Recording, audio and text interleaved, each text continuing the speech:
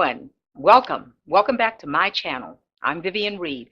And for you people who are just tuning in for the first time, welcome. And I invite you to go back and watch part 1, part 2, part 3, part 4, so you can catch up. I talk about my beginnings. I talk about the first shows that I did and how I got my equity card, how I started smoking. Yes, I was smoking. And also in part 4, I tell you how I stopped.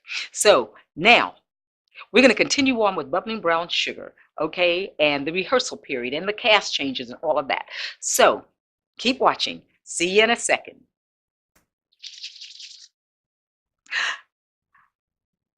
I do have to tell you about a big lie I told. Okay, now I know it wasn't a good thing, and I did ask God for forgiveness, all right. It had to do with That's Entertainment, and I'm going to tie that in to bubbling brown sugar. When I auditioned for That's Entertainment, and they wanted to hire me right away, the choreographer asked me if I could tap.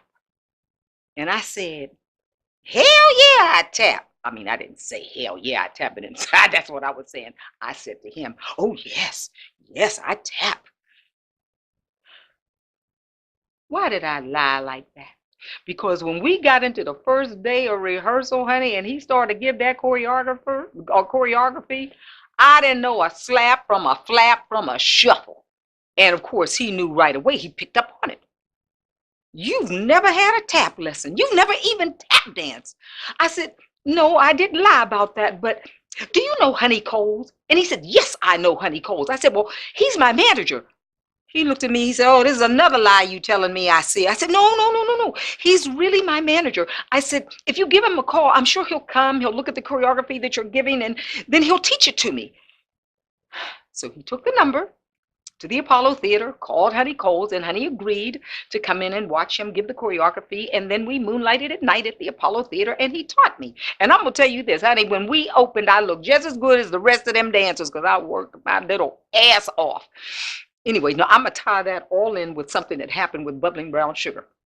So now let's get to bubbling. All right, there were several cast changes. They did not take everyone who was involved in the showcase. And I forgot to tell you this.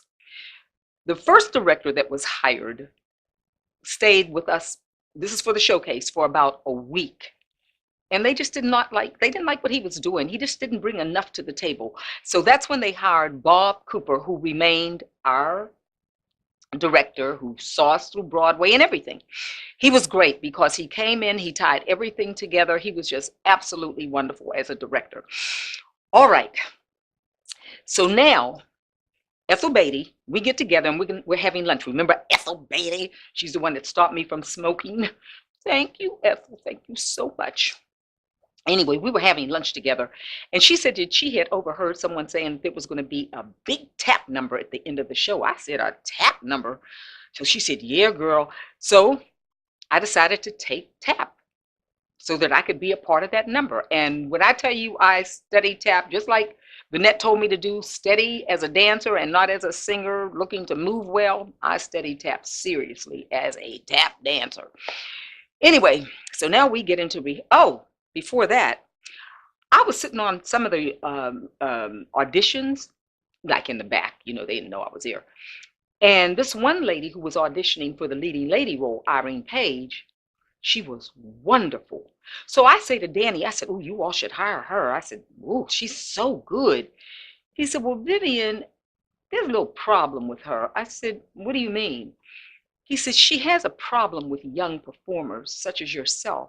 I said, I don't understand. He said, well, she gets jealous. And I said, oh, I'm sure that's not going to be an issue. He said, yeah. He said, but she's kind of volatile, and the two of you will get at each other's throats, and it just would not be a good thing. I said, Danny, no. If you hire her, I promise I won't say anything to her. Even if she said something to me, I won't say anything. I promise.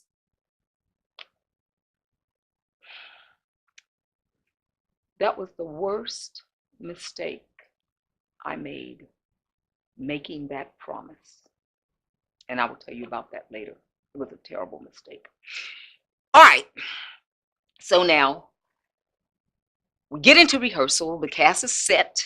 Everyone's been hired. We have Avon Long, Joseph Addles, this lady that was hired, because I don't want to call her name because of what I'm about to say that happened, and myself. We were the 4 stars of the show, and I was third billed. Okay. Now, I have come to the conclusion that I do not want to be the 4th dancer. Remember, I was the 4th dancer in the showcase? I just want to really deal with my numbers. Sweet Georgia Brown, God Bless the Child, In My Solitude with the 4 guys, and this big tap number. So I go to Billy Wilson and I say, Billy, I don't want to be the 4th dancer anymore. He said, what do you mean you don't want to be the 4th dancer? I said, I just want to concentrate on my numbers and just take care of that. He looked at me. Well, now I'm going to have to go and see who else came to the audition. You know how much trouble you're causing me? I said, I know, Billy, I know. He said, well, I'm going to tell you this. He said, I'm going to go back and I'm going to hire somebody for the 4th dancer, but you're going to teach them everything in that part. I said, I promise I will teach them. So they hire this lovely, beautiful lady who will remain unnamed. So I'm teaching her the choreography, and we're going over and over and over it. And she's not picking it up at all. She doesn't understand the counts of 8, which is dancers' counts. And I'm saying, I don't think she's ever had a dance class. So I said, could you excuse me for a minute? So I go to Billy Wilson. I said, Billy, I don't think this lady has ever had a dance class. What do you mean she's never had a dance class? I said, I don't think she's ever had a dance class. So I said, well, didn't you see her dance at the auditions? He said that she claimed that she couldn't dance because she had hemorrhoids. I said, wait a minute. At the auditions, when it was time for her to dance, she said she couldn't dance because she had hemorrhoids. He said, yes. I said, oh. I said, okay, I just want you to watch this. So I go back on the stage and I'm starting all over again with her in the choreography. And she's not getting it. She's just simply not getting it. And Billy's watching all of this. So he calls her down and he says, I want to talk to you. So he cleared out the house. And I mean, he blessed this lady out so bad. You lied to me. You told me that you could dance and all this and all that. And she said, well, you know, I said that I had hemorrhoids, but no, I've never had a dance class. He said, but why would you lie? So he was ready to fire her, just like the choreographer was ready to fire me when I lied about being able to tap. And she, just like me, she begged.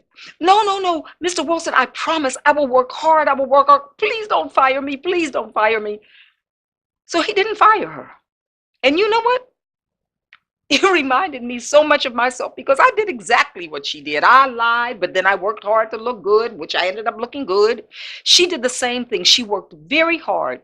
She got the tap down. She got everything down that she was supposed to do. So I gave her mad props. But let me tell y'all something. You performers, don't lie. It's not a good thing. It may sound good at the time when you're telling that lie because you want to get hired, but in the end, ultimately, it's just not a good thing to do. Okay? So don't do that. All right. So I'm taking tap now. I'm studying it and going at it. And at some point in the beginning of the rehearsal, Lofton Mitchell, who wrote the book, he's in an argument with Bob Cooper, and I think Ashton Springer was standing there, and he's furious because I think Bob wants to take some of the dialogue out or change the dialogue out or change the dialogue, and Lofton is not having any of this. He doesn't want not one word of his dialogue changed. So he's cussing and fussing, and here is Ethel Beatty on this bench singing, love will find a way. Don't you change a damn word of my dialogue. Damn it, you bet not change it. Though blue skies are gray. You change a damn word and there'll be don't you dare change a word of my dialogue. And I mean what I say. Do you hear me, damn it? Baby, that was so funny because here's this wonderful, beautiful soprano voice over all of this cursing, and she's singing Love Will Find a Way, and there's all of this profanity going on over here. That shit was funny. It was really funny. But you know what? They got it together. They got it together. So we, got through the rehearsal period, and there was indeed a big tap number, and I let it, honey. I have got to tell you what Bernard Johnson, the late and great costume designer, he was fabulous. But honey, wait till I tell you what he wanted me to wear for Sweet Georgia Brown. When he showed me this sketch, I said, you kidding, right? Honey, there were like 2 pieces of fabric here, a little bit of fabric here, and some stuff hanging off. Let's put it this way. Wherever them prostitutes are, like over there on 12th Avenue, wherever the hell they are, I would have fit right in. I said, Bernard, I ain't putting that thing on. Don't even make that up. I am not wearing that thing. Do not make that costume up, okay? Anyway, so there was another number in the show that they took out of the show, during the rehearsal period, and that this other lady was doing. And so he said, Vivian, why don't we just use that dress? It was a high-low dress, and originally it was white. He said, we'll dye it red, and I'll put some stones on it, and that'll be your Sweet Georgia Brown costume. So that's what happened. It ended up my Sweet Georgia Brown costume. So we're set. Everything is good. So we go to Philadelphia, and all during the rehearsal process, the rehearsal time, I was hanging out with the cast, and everything was great. We were partying, having a good time, and just everything was pulling together, and I liked everybody. Everything was fine until when we got to Philadelphia and the reviews came out. That's when everything changed. It might have been one of the biggest, changing points, you want to call it that, in my career. And so we'll talk about that, along with what it was like on the road, in the next part 6. So thank you for watching, and don't forget to like, don't forget to subscribe, and don't forget to share and tell your friends. All right? I'll see you in part 6.